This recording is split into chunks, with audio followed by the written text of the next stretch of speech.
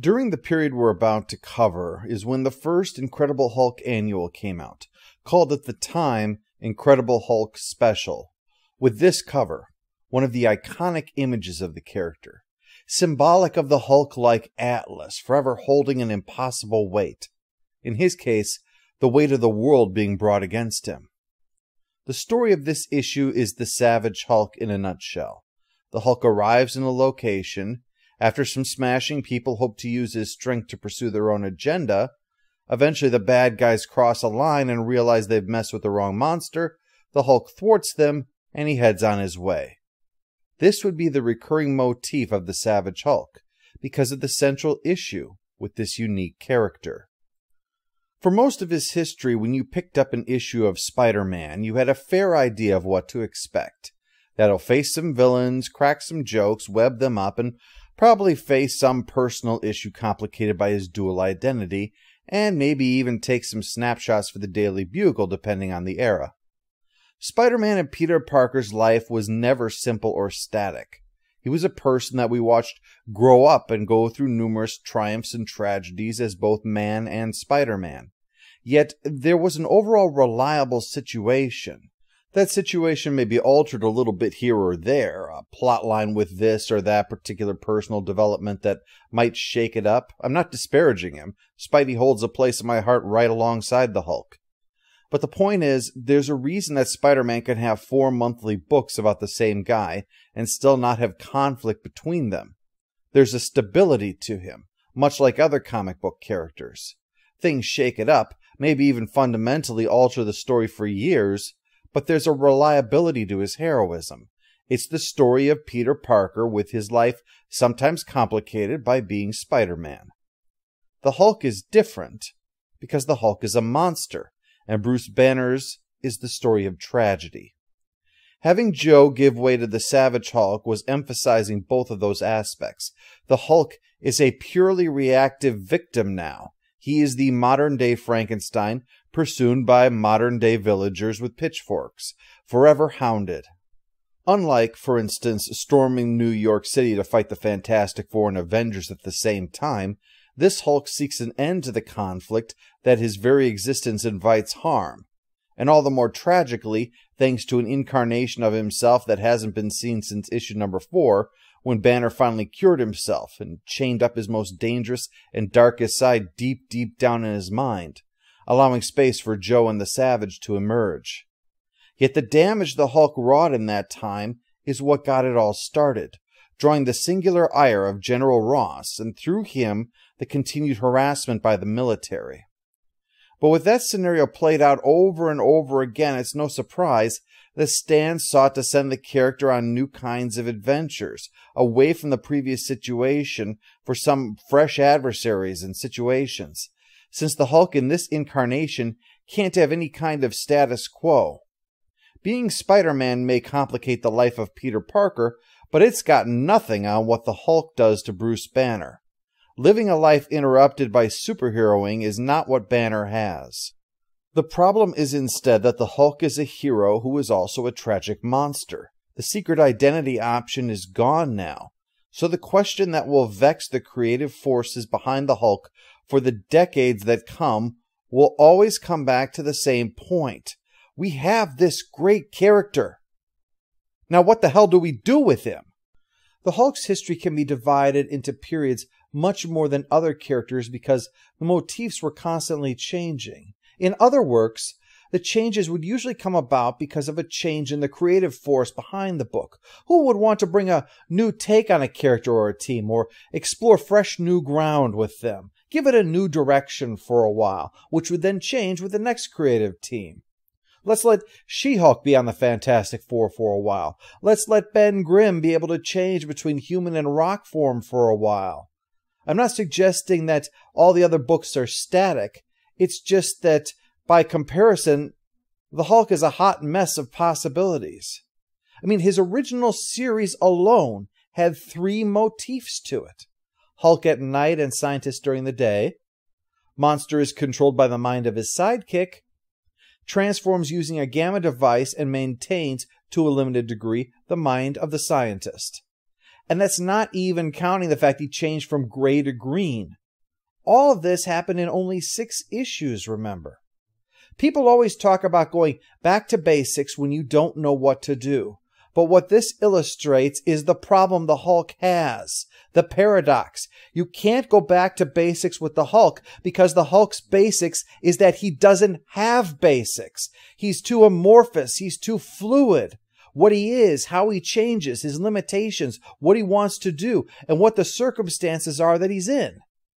Even being a savage rage monster is not a static thing. It's not that the Bill Bixby TV show was the way the book was for a couple of 100 issues. Everything around the Hulk constantly changed. It had to. Once you had a direction for the Hulk, it could all too quickly fall into repetition. Stan changed stories by taking the Hulk away from the base, and then he'd change things by bringing him back again, only to then send him off again. Truthfully, some of these issues started to get a little boring because it was just the same story being told in yet another iteration, with nothing insightful about the Hulk or special about the situation to note. Even the occasional fill-in issue would play off the same formula. In light of that, it's actually impressive that Stan managed to go this long before reaching the point. Yeah, there were some repeated elements before, but it wasn't until now that it felt like the same story over and over again. But now Stan was winding down his direct involvement in many of the Marvel comics. This period is the end of his own with the book. So let's take time right now to see how Stan closes out his run on perhaps the most unique of his characters. We left off with Incredible Hulk 106, with the Hulk in the middle of a fight with the rather bizarre missing link. With Rick withdrawing, convinced that the Hulk no longer needs him, and Major Talbot whisking Betty away to safety in a helicopter, the Hulk laments being abandoned thanks to the missing link, and takes his frustrations out on the creature. But during all of this, General Ross has contacted Nick Fury about the confrontation, and soon the Hulk and missing link are pulled away into the sky onto a S.H.I.E.L.D. ship. Except, that's not Fury's doing. He shows up ready to begin dealing with the threat while the two monsters are whisked away by his Soviet counterparts in a disguised ship. The ship is under the command of Colonel Brevlov. They're hoping to learn about the great power radiation can provide. It seems the Chinese government has had a change of heart, and they're now trying to duplicate the missing link by experimenting on apes. But like so many, they underestimated the Hulk. When he awakens after their knockout gas wears off, he's merely bound in chains. So he easily escapes and throws a bomb at the floor, blowing a hole to escape, only to discover once outside that he's in orbit. Brevlov heads out to handle the Hulk, since his presence here is the fault of the Colonel, but his men, inspired by his bravery, try to intervene with a saucer, but this only succeeds in knocking him off the hull. As if that weren't bad enough, the missing link is achieving critical mass and finally explodes, mortally wounding the ship. The Soviets escape and pursue with a flying saucer, catching the Hulk because he's holding on to Brevlov. He tosses the Colonel into the saucer, but leaps down to the ground now that they are low enough, leaving Brevlov with a dilemma. He wants to leave the Hulk be, seeing nothing productive in either recapturing or just destroying the monster. The Hulk did annihilate a significant chunk of the Soviet military, remember, so they do have a bit of a grudge. But the orders were to do exactly that, to destroy or capture, and he fears a mutiny if he disobeys orders. During this, a nearby farmhouse is destroyed, leaving the Hulk confused when he finds a child now abandoned within. On the one hand, he says that he doesn't believe in pity, especially for humans that pursue him. But when Brevlov fires again, the Hulk grabs the child on pure instinct and leaps away, trying to keep him safe, bringing us into issue 107. The Hulk takes the blast but survives, and Brevlov is hesitant to use their disintegrator while the Hulk is near the child. But the Hulk's counterattack changes his mind. Fortunately for the Hulk, Nick Fury shoots the Soviet saucer first, and what's worse for those guys, the Hulk rips up their saucer for attacking him. Fury captures the troops, including the Colonel, before the Hulk could do anything more to them, but it allows the Hulk to see to the child that he saved. He heads to a village in the hopes that they might have food and water for the kid, and while there is itching for a fight at the start, when the boy intervenes, both the Hulk and the villagers stop, though. Ignore that in the last issue it was noted the kid didn't speak English. With him out of the way, the Mandarin can step in, assuming like many others that the Hulk can be used to further his own ends. He teleports the Hulk to his lair and subjects him to tests to determine his fitness as a minion. As he quickly learns, the Hulk passes every test through sheer might, and in fact trashes the whole room in his anger. The Mandarin continues with a giant android in the form of a monster, but the Hulk just wraps it up and throws it into orbit.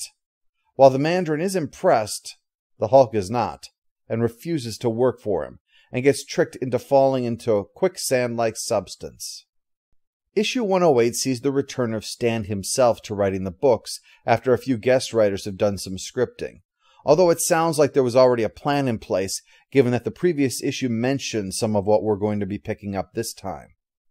The Hulk bashes his way through the walls of the tank, but the Mandarin has the Hulk's weakness nearby: knockout gas. Once the Hulk's unconscious, the Mandarin implants a control device on the back of the Hulk's neck, and when he comes to, sends the Hulk off to destroy a railroad terminal.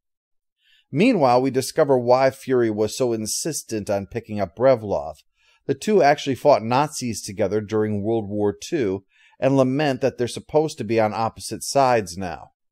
But at least they can work together on handling the Hulk problem, seeing as how the attack is provoking China into mobilizing for war on the assumption that they have been betrayed. Fury and Brevlov don't know why the Hulk would start a war, but luckily Tony Stark contacts Fury and says this is a Code 6, meaning the Mandarin is behind this. Iron Man is tangled with the Mandarin before, of course. The pair break into his headquarters, where the control device is destroyed, leaving the Hulk free to return and finish the job, demolishing the place while Fury and Brevlov escape the devastation. As you saw, the motif of other beings try to use the Hulk for their own ends shows up, and it fuels his mistrust for humanity. Yet with the child and the villagers he's delivered them to, the Hulk does seem to have a softer side that he doesn't want to admit to. For all his bluster, he doesn't want to harm those who haven't harmed or used him. He just wants acceptance, or barring that, to be left in peace. Without others interfering, he's not really a danger to anyone. What we also saw, especially in number 108, was that the Hulk has been winding up as more of a helpless pawn in the game of others, rather than as a proactive force in any way. Nick Fury had almost as much attention in that issue as the Hulk himself, and the Hulk's only real role was benefiting the good guys as a side effect of seeking revenge. But then it's probably hard for the Hulk to parse the bigger idea of war and such, while a helpless child is a concept he can all too easily understand. The following issue shows the Hulk is still in China and still being hounded by the military, the Chinese one in this case. The Hulk is sick of this, though, and decides to try to escape into the hills where they might stop bothering him, but even there he manages to draw attention. He leaps onto a missile, assuming that it's a rocket ship, and the Force sends it off course to crash into Antarctica, dumping him in the Savage Land, the domain of Khazar, and a lost world complete with dinosaurs. But his drama is unrelated to the concerns of General Ross and Major Talbot for once. They're concerned with the strange weather, and as they consider that Banner has the intellect to conceive almost anything, and the Hulk the might to do almost anything, Ross worries what would ever happen if the Hulk had the genius of Bruce Banner at his disposal. As Talbot puts it, heaven help the human race. At the moment, things are bad for Banner, though. The Hulk is changed back and the helpless scientist taken prisoner by the Swamp Men for human sacrifice. Khazar takes umbrage at this trespassing and the violation of the demand that all human sacrifices stopped, so he saves Banner, who in turn is able to look into the concern about a glowing cave with a strange atomic machine inside. Banner figures out that it's speeding up the rotation of the Earth, causing the weather problems, with the intention of eventually destroying it. Banner says that it has to be carefully altered to restore things back to normal, lest its effects wind up destroying the world if it's damaged. But the swamp men return an attack, which causes the Hulk to emerge and to fight them. At this point, we come to issue 110, which is a landmark for a trivial reason, I know, but I thought I'd bring it up anyway. It's in this issue, and continuing for the next year and a half, that the book would use a new logo. The title change with 102 brought a logo that was different from the original 6-issue Incredible Hulk series. This new one, the brick logo, which replaced it, is in turn replaced by an angled perspective logo that would be in place until issue number 314, when John Byrne would take over the book. But that meant that the perspective logo, inspired by the creative way the Hulk's name has been carved into a cliff the previous issue, would be used uninterrupted for 15 years, just becoming a bit more stylized over that time. But the brick logo would eventually return with the iconic Todd McFarlane-drawn Incredible Hulk number 340 featuring Wolverine, with the Hulk reflected in his claws. And the brick logo would remain on the book for the rest of the run, with only 2 exceptions, and those were just removing the brick structure from the brick-style logo. There was a new logo for the next series, Hulk, but when that book changed its name back to The Incredible Hulk, the brick logo was also brought back for a time. And since then, the brick logo has repeatedly returned, and new logos have been made. And even the original logo from the first 6 issues returns from time to time. But none of the others of the main series that started with 102 have come back. As a result, the presence of the brick logo for these 18 issues gives it a sense of being more modern, especially if I were to place it side by side with, say, this issue from 22 years in the future. They look pretty close to being the same era, don't they? Again, this isn't important, it's just something I found personally notable. Anyway, the issue continues the story with Khazar and Zabu, his saber-toothed tiger, fighting the enraged Hulk to get him to see reason. The Hulk laments, though, even animals hate the Hulk. But neither realize the human sacrifice the swamp men want to make is to Umbu, a device left by aliens to guard over that machine to make sure their plans aren't interfered with. Umbu activates, and soon the Hulk must face him while the swamp men are preparing to sacrifice Khazar. The Hulk puts up a good fight naturally, but the alien robot is prepared for just about everything. And gas, again the Hulk's weakness, is used, and it causes him to change back into Banner. Fortunately, Umbu doesn't notice the change, and so ignores Banner as it searches for the Hulk, leaving him free to deal with the machine. But while shutting it down saves the Earth and stops Umbu, the machine's radiation proves too much for Banner, and the now escaped Khazar finds him dead. The following issue, the body is recovered by a probe that the aliens sent to learn what happened to their machine, and the aliens revive him in the hopes of getting answers to appease their ruler, the Galaxy Master. After he is restored and his mind scanned, they learn of how Bruce Banner stopped the device, but an argument breaks out over whether or not to kill him for interfering or congratulate him for interfering. He did, after all, act braver than they did by saving his world. But the Galaxy Master orders Banner's execution, and the attempt to decompress him causes him to become the Hulk, who proceeds to smash up the exterior of the ship, and despite their best efforts, cripples it. He finally lands at the planet below, only to face the Galaxy Master itself, leading into issue 112. The Galaxy Master is a powerful entity that wishes to annihilate all life to ensure that it cannot rise up and overthrow it. These aliens are helping it under the "I'll kill you last" provision, and they are clearly cowed by the entity.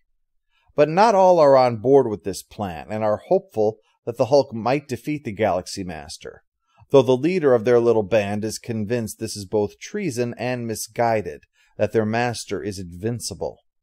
But the princess has been looking for this opportunity, and tries to rally the people even as her uncle tries to oppose her efforts, and in the end, she's captured by the Galaxy Master in a beam of light. But the Hulk recovers from the toxic gas assault the Galaxy Master used against him and follows the princess, and as the text notes, there's enough of Banner's brains in the Hulk's head for him to realize the Galaxy Master can't use deadly attacks against the Hulk while he's inside of the entity, leaving the Hulk free to find and smash the center of the being, destroying it and freeing him and the princess. But the Hulk has had enough of all of them, and despite their adulation, just wants to leave this planet. They offer him a ship, it's just going to take time to pressurize, but the Hulk refuses to wait. Except that after takeoff, he changes back to Banner, who obviously can't survive the partial vacuum like the Hulk. This period was also when the Incredible Hulk Special No. 1 came out, when the Hulk was brought to the domain of the Inhumans, and as usual, fought for the villains, Maximus in this case, before turning against them when they were revealed, allowing the good guys to prevail and then the Hulk being sent away.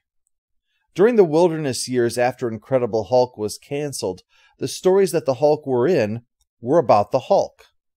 Now the stories are about others, and the Hulk is a factor in the events, not the same thing at all. The conflict between the Mandarin and the good guys involves the Hulk, but it's not really his story. He's a tool of the Mandarin. The conflict between Khazar and the Swamp People, the Hulk just happens to be an X-factor in all of that. The Hulk's resistance inspires a revolution against the Galaxy Master, but even his fight is part of the movement to see the entity overthrown. The Hulk is only fighting because he's become involved and will not capitulate to the demands of others. But that's not telling us anything we don't already know about the Hulk, or advancing the Hulk's personal story because he doesn't have one right now. Hulk wants to be left alone, and he's not being left alone, so he's smashing. It's not that this should be surprising to announce, but by now the repetitiveness of this must have become obvious to Stan, as he now brings things back to the Gamma-based situation to close out his run on the Hulk. Issue 113 brings him back to Earth, with Banner turning himself into the Hulk thanks to a gamma-ray blast to survive. Upon landing, after all the effort of repeatedly trying to get into space, the Hulk smashes up the ship to ensure that no one can send him back into space ever again.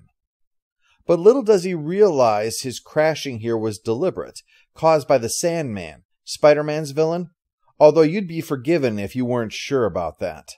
His costume here is completely different. He's got gadgets in it, and he's obsessed with revenge on the Fantastic Four. But this is indeed the same guy who's an on-again, off-again Spider-Man villain.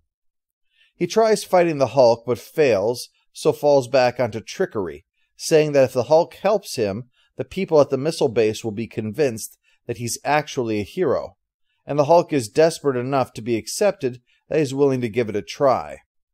But when the military attacks him on approach, the Hulk lashes out in rage at the assault, even while Ross asks him to reconsider this.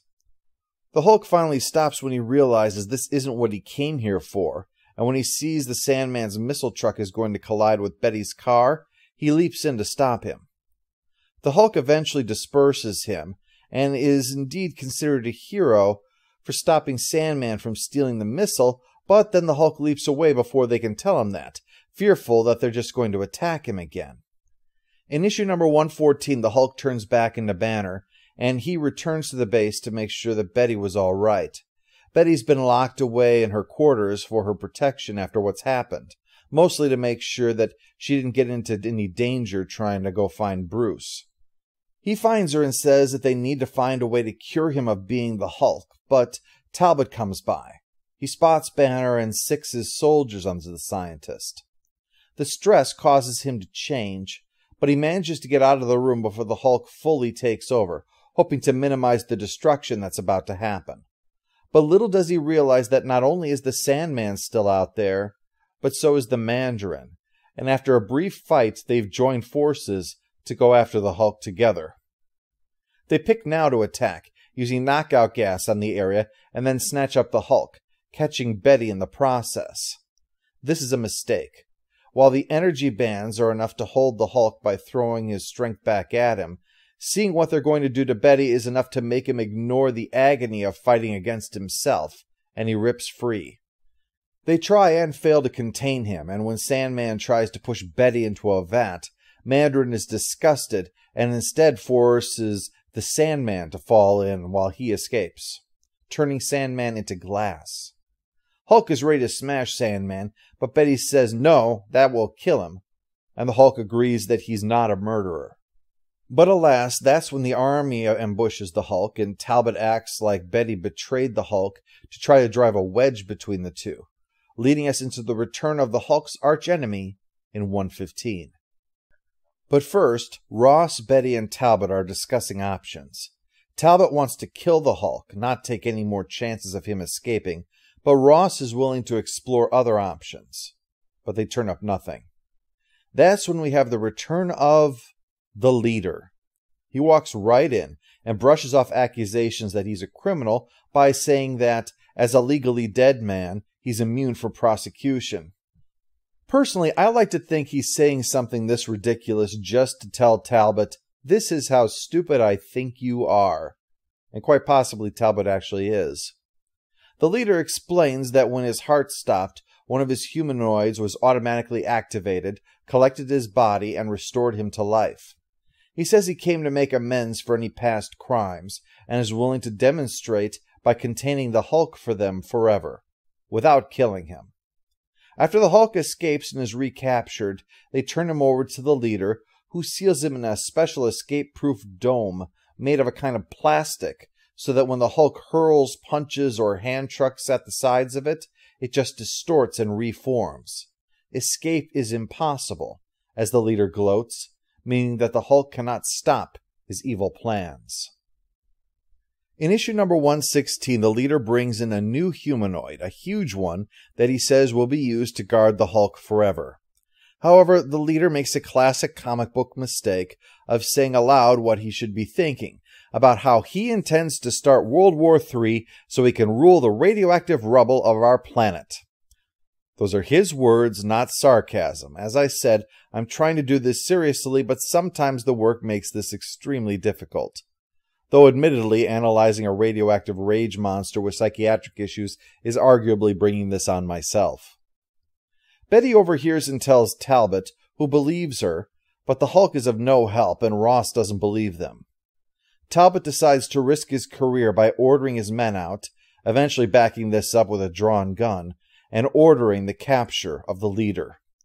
The leader retaliates with his mind, creating actual mental blasts and soon a mental wave that knocks everyone out except for Betty, because she's a potential hostage. But instead, Betty uses the leader's device to free the Hulk, who still suspects her of betraying him, but quickly turns his attention to the leader. But the leader is prepared, and after a fight, shoots the Hulk with a goo gun that surrounds him in more of that special plastic in order to contain him, allowing the leader to start his plan to ignite World War III. Issue number 117 continues as the leader boasts of what's about to happen, but the Hulk can still hear him through the cage. For all that they have hounded him, the Hulk is determined to protect the human race against the leader's plans for mass murder. He may not understand a nebulous concept like war, but he can definitely understand a missile dropping and blowing things up. So, he continues to get angrier and angrier over this, until he's able to burst free of the container. To ensure the Hulk can't damage his equipment, the leader has him and the humanoid teleported away, the humanoid to keep the Hulk too busy to return and interfere. But the Hulk eventually knocks it into a volcano and then hits the ground hard enough to start an eruption, leaving the way free for him to head back towards the base. But the missile has already been fired and the Hulk can't stop it. So Betty explains to the Hulk what's going on, how they need Bruce to save the world. So if he can just relax and listen to her soothing voice and let Bruce out, it'll work. This time, Bruce Banner will get the chance to be the hero. The Hulk changes back and Bruce races to where there's a Hunter missile that he designed, which he uses to chase down the nuclear missile that has been fired. This works, but the leader then fires a second missile, and this time it's close enough that the Hulk can catch it, and is able at the last moment to take it off course before it starts the nuclear war. But the Hulk is caught in the blast and is knocked out, sinking beneath the waves as Bruce Banner bringing us to issue number 118. Lady Dorma of Atlantis discovers Banner and gives him a tablet to breathe underwater for a time, in the hopes that helping him might in some way bring the surface world into their debt. But the Submariner may be back in charge. His hatred, though, for the surface world is only grown. So when he's told by the scheming Farah that Dorma has brought a surfacer to her home in order to plot against him, Namor is quick to believe her. But the strain of the situation is too much for Bruce. So when the Hulk finally bursts through the wall, the Submariner presumes that Dorma was his hostage and attacks. The fight is intense, causing problems in Atlantis and is even felt on some distant islands. But in the end, the Hulk is knocked from the sea and left on the shore as Banner again, while Namor goes back to clean up the mess that his temper has created. Bruce comes to in issue number 119, finding his way further inland and discovering a farmer who is clearly under some kind of mental control. Working his way to the nearby city here in Costa Salvador, he finds everyone is likewise under mind control, and a strange statue shooting out beams in 4 directions. There's one local who isn't controlled, though, saying that he works for the Great One, who will soon rule the world, and that the throbbing in Banner's head is just the statue taking over his mind. But he's shocked when the Hulk emerges, who seems to be unaffected. But being the Hulk, throws a truck at the statue for good measure. This fails to destroy it, so the Hulk heads towards the castle, unaware that General Ross, on orders from the Pentagon, is sending forces to Costa Salvador since the nation's gone dark. We discover the cause is none other than Maximus and the Inhumans that had rebelled against Black Bolt back in Incredible Hulk Special number 1. They recognize the Hulk when he tries to break through the force field around their base, so they attack, and together they can keep even the Hulk off balance, until the U.S. military arrives. Maximus realizes that his plan for global domination is in jeopardy, so rather than fight, he offers the Hulk the chance to join his side and fight the military under General Ross' command. Appropriately for Stan's final story, the Hulk has to decide between a costume villain and the army that has hounded him for his entire existence. Stan wasn't able to do more than plot out the final issue, number 120, which resolves the cliffhanger. The words were down to Roy Thomas. The Hulk decides to side with Maximus. The army has always treated him as an enemy, he reasons, so he's going to fight them. And when General Ross hears the Hulk is down there engaging his troops, there's only one thing he can do: hold back. They're here because of a mutual defense treaty. While the Hulk is typically General Ross's problem, the mission is to find the source of the threat to Costa Salvador and neutralize it, not mix things up with the Hulk. But when the Hulk starts wiping out their tank divisions, Ross has had enough and agrees to provide air support for his troops, much to the horror of Betty, who's snuck along to help Bruce if she can. But Ross ignores her and fires missiles loaded with gas. But the Hulk deflects them so they land right in the midst of his own troops, leaving them debilitated by the gas's effects. At Maximus's prompting, the Hulk cripples Ross's plane so it can't order another attack against him, unaware that Betty is on board. Fortunately, they all parachute to safety, but Maximus comes out to boast of his victory and to order the execution of Ross and the rest. But the Hulk will not allow this, so Maximus turns his giant robot on the Hulk. It's another tough fight, so the Hulk picks up Maximus's fortress, and despite the effect of the robot's beam on him, the Hulk still has enough strength to topple the fortress on the robot and bury it. With the troops coming around and the Hulk ready to fight them, the Inhumans retreat underground, leaving just the Hulk and the army. Ross is ready to fight the Hulk again, and when the Hulk says he'd rather destroy the army than be in chains again, Ross takes this as a sign that there's nothing of Bruce Banner in him, and will attack. Only the distraction of Maximus' ship bursting from the ground and leaving is able to disrupt things enough for the Hulk to escape, announcing he's going to go where no one will follow. But Ross and Talbot make clear they are determined to do so anyway. This ending fits in with the final words that Stan wrote for issue number 119. No matter who wins, Hulk can only lose. That's emblematic of the problem that he faces, his tragedy. Even when the Hulk proves to be a hero, things go wrong. He's then abducted, or he misinterprets gratitude, or he's offended by the fear of others, or he just doesn't trust people and wants to go. The Hulk punches and smashes his way through one impossible-to-defeat adversary after the next, but no matter what happens, he always loses the one contest that matters, to be content and accepted.